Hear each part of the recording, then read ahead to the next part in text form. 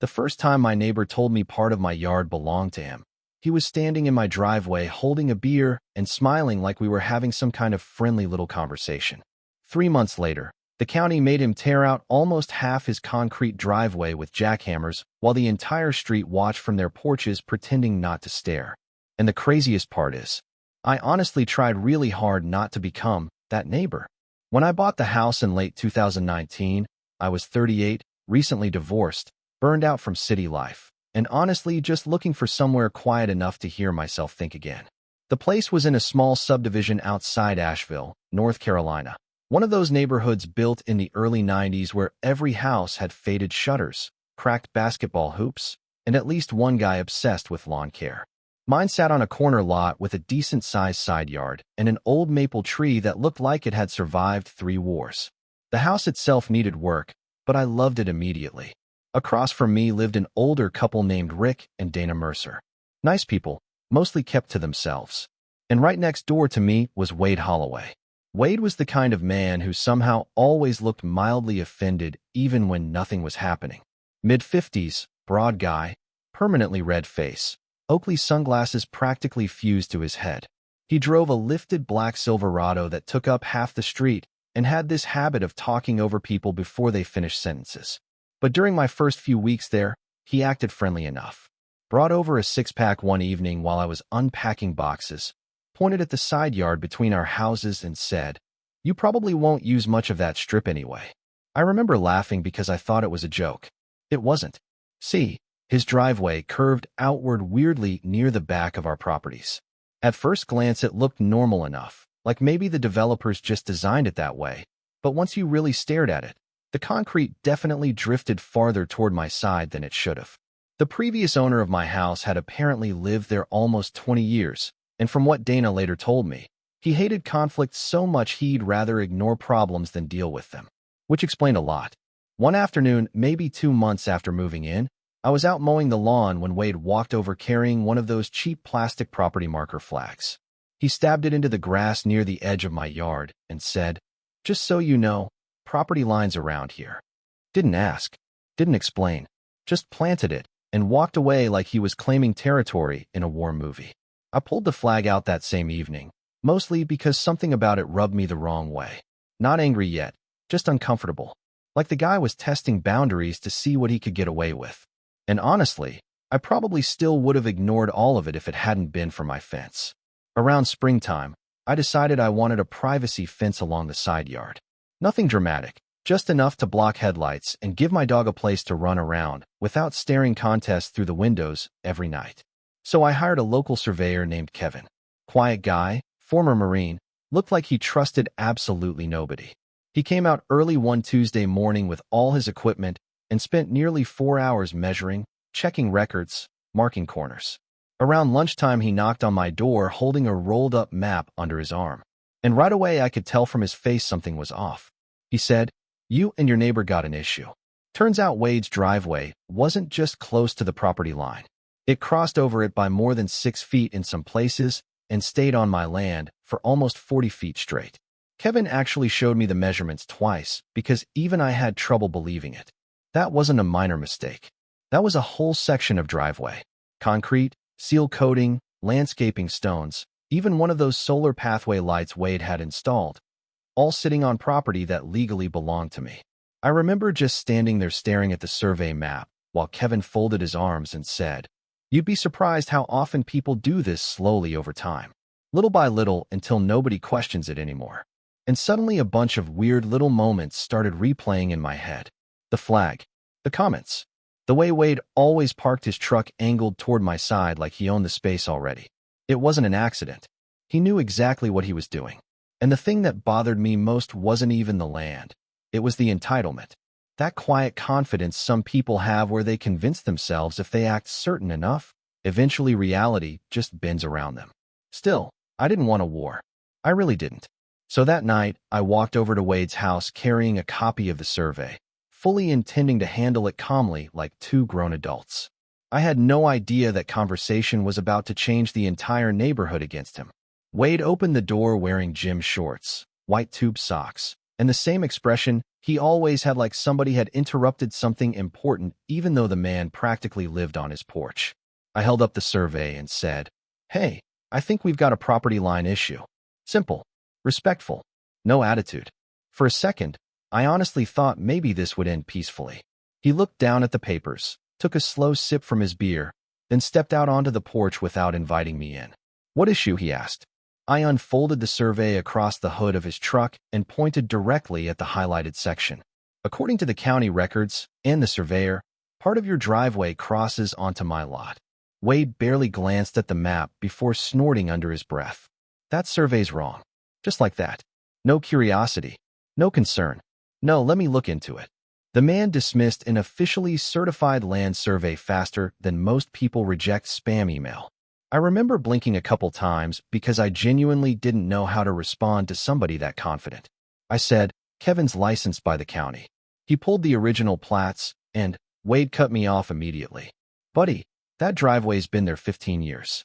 Previous owner never had a problem." There it was. The real argument. Not legality. Not facts. Time. In Wade's mind, if he got away with something long enough, it became his. I kept my voice calm and told him I wasn't trying to start trouble. I just needed the encroachment fixed before I built the fence. He stared at me for a long second, then leaned closer and said something I'll never forget. "You know how neighborhoods stay peaceful?" He tapped one thick finger against the survey paper. "People stop obsessing over inches." Then he folded the survey in half and shoved it back into my chest hard enough for the papers to crumple. I walked home angry, but more than that, disappointed. Because deep down I already knew what kind of road this was about to become. Over the next couple weeks, things got weird fast. Wade started parking his truck even farther over toward my yard. One morning I came outside and found his trash can sitting directly on the disputed strip like he was deliberately marking territory. Another night my dog started barking around midnight, and when I looked outside, Wade was standing near the edge of the driveway with a flashlight talking to two guys I didn't recognize. The second he noticed me watching, he smiled and waved. That fake neighborly wave somehow felt more hostile than if he'd flipped me off. Then came the rumors. Dana Mercer stopped me while I was getting the mail and awkwardly said, "Wade told people you're trying to sue him." I actually laughed because it sounded ridiculous. "I'm not suing anybody," I said. "I just want my property line respected." Dana gave me that look people give when they're trying not to get involved in drama, but absolutely want updates later.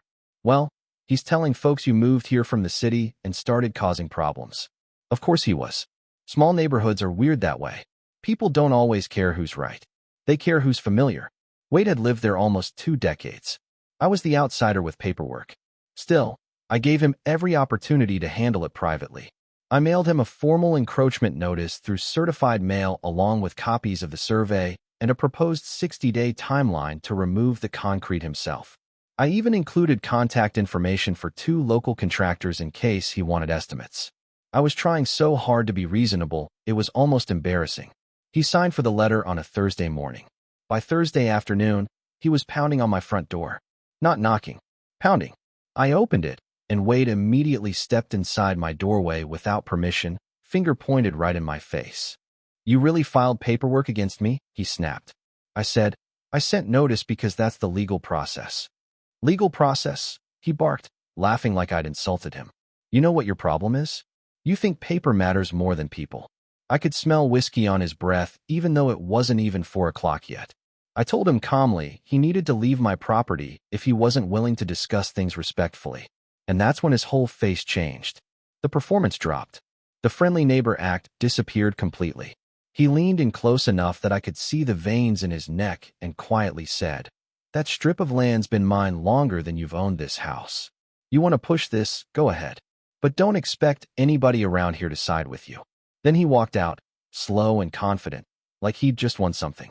That conversation sat in my chest for days. Not because I was scared exactly, more because I realized the issue was never about concrete.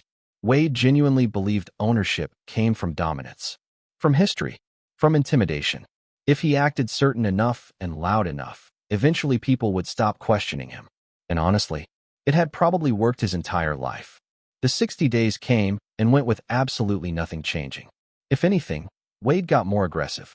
He started blasting music while I worked outside, revving his truck engine late at night, making little comments anytime neighbors were around. "Careful," he'd say loudly while backing out of his driveway. Apparently, this guy owns half the county now. A couple neighbors laughed awkwardly. Others avoided eye contact altogether. But then something happened Wade didn't expect. The county got involved. On day 61, I submitted the certified survey, the mail receipts, photos, and documentation to the county zoning office. Honestly, I expected months of delays because government offices usually move slower than wet cement. Instead, 2 weeks later, a zoning inspector named Carla Ruiz showed up at my house wearing work boots and carrying a measuring wheel like she'd done this 1,000 times before. Wade came storming outside the second he saw her truck. "This is harassment," he shouted before she even introduced herself. Carla didn't react at all. She just calmly said, "Sir, I'm here to verify a reported encroachment." Watching her work was honestly fascinating. She checked property pins, reviewed the survey, rolled measurements across the driveway, compared everything against county records. Wade followed her the entire time, complaining nonstop. "That line's wrong. Those records are outdated." The previous owner agreed to it. Carla finally stopped writing notes and looked directly at him. "Do you have documentation of an easement or property transfer?" Wade opened his mouth, then closed it, because of course he didn't. You could literally feel the moment control slipped away from him. For the first time since I'd met him, Wade looked uncertain. Not angry, not loud, just nervous. Carla finished her measurements, clipped the paperwork onto her board, and said, "The encroachment is confirmed." Simple sentence. Calm voice. Absolute devastation. Wade immediately started talking louder again, throwing accusations around, saying I manipulated the survey somehow, saying the county was targeting him. Carla just handed him a formal correction notice and explained the compliance deadline along with the daily fines if the structure remained beyond that date. I'll never forget the silence after she drove away. Wade stood in the middle of his driveway staring at the paperwork while the wind moved through the trees. And for the first time in months, he looked small. But the real ending to this story didn't happen until 3 weeks later, on a humid Tuesday morning, when I woke up to the sound of jackhammers echoing through the neighborhood.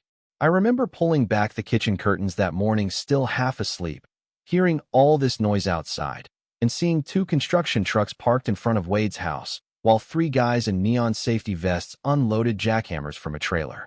For a second, I honestly thought maybe somebody on the street was getting foundation work done. Then I saw the orange spray paint outlining the exact section of driveway sitting on my property and realized this was it. The county had finally forced his hand. Wade was already outside when I stepped onto my porch. Arms crossed, sunglasses on, jaw tight enough to crack stone. He looked like a man attending his own execution.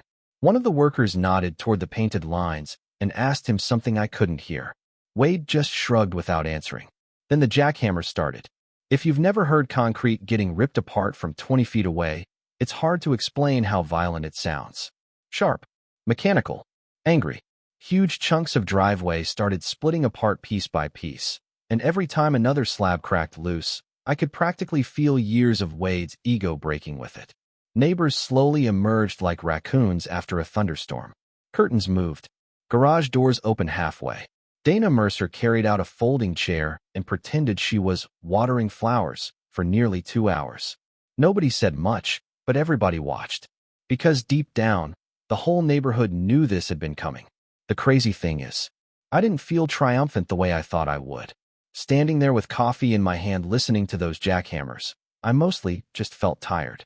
Like all the stress and tension from the previous months had finally drained out of me at once. Wade looked over at me at one point while the excavator claw ripped up another section of concrete. And man, the hatred in that stare was unbelievable. But underneath it, there was embarrassment too. That was the part he couldn't hide. Because this wasn't just about losing land anymore. It was public now.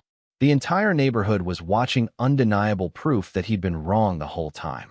Around noon, one of the workers uncovered the old property pin buried near the edge of the grass. He actually laughed and yelled, "Well, I'll be damned, line's right here." Even from my porch, I saw Wade's face go dark red. He snapped back, "Just do the damn job." No jokes, no swagger, no speeches about community. Just anger and humiliation. By late afternoon, nearly 40 feet of broken concrete had been hauled away, leaving behind this ugly dirt trench running along the side of my yard like a scar. And for the first time since moving there, I could actually see where my property truly ended. It sounds stupid saying that out loud, but it genuinely affected me more than I expected. There's something strange about watching a boundary physically reappear after somebody spent years pretending it didn't exist. A couple days later, Dana came over with banana bread because apparently that's how suburban people process conflict. She stood in my kitchen shaking her head and finally admitted something that honestly changed how I saw the whole situation. She told me Wade had done similar things before. Nothing this extreme, but little boundary pushes over the years. Extending landscaping onto neighbors' yards. Moving decorative stones beyond property markers. He always counted on people not wanting confrontation, she said quietly. Most folks just let him have his way. And there it was. The real reason he fought so hard. It had worked before. Probably many times. People like Wade build their entire personalities around the assumption that nobody will challenge them. Not legally. Not publicly. Not directly. And the moment somebody finally does, they don't know how to handle it because intimidation only works when the other person agrees to play along. About 2 weeks later, a paving crew returned and poured a brand new edge for Wade's driveway. Perfectly straight this time. Perfectly inside his property line. No extra inches. No creative interpretation. Just concrete ending exactly where the law said it should. We never really spoke after that. Oh, he'd glare at me sometimes if we happened to be outside together. And once I caught him staring at the fence contractors while they installed my privacy fence the following spring, but the loud comments stopped. The intimidation stopped. The fake smiling stopped too. Honestly, I think that was the part that bothered him most in the end. Not losing the concrete, but losing control of the narrative. Because for months he'd painted me as the unreasonable outsider trying to destroy neighborhood harmony over a few inches. But once the county stepped in, once the survey pins came out and the concrete started breaking apart in broad daylight, everybody saw what the issue really was. It wasn't about inches. It was about entitlement. About somebody deciding the rules didn't apply to them because nobody had stopped them before. And look, I know some people watching this are probably thinking I should have just let it go. Maybe the previous owner did. Maybe avoiding conflict would have been easier. But here's the thing nobody talks about with situations like this. Every time you surrender a boundary to keep the peace gets smaller. Eventually you wake up realizing you've spent years making yourself uncomfortable just to accommodate somebody else's arrogance. I didn't want revenge. I didn't want drama. I just wanted my property respected. The county handled the rest. And honestly, every time I look out at that fence now, sitting exactly where it's supposed to be, I feel this weird, quiet satisfaction knowing the truth eventually became impossible to ignore. So now I'm curious, if you found out your neighbor had been using part of your land for years, would you fight it, or would you let it slide to keep the peace? And if you've ever dealt with a neighbor dispute that spiraled completely out of control, drop your story in the comments because after this whole experience, I'm convinced property lines bring out the absolute weirdest side of people.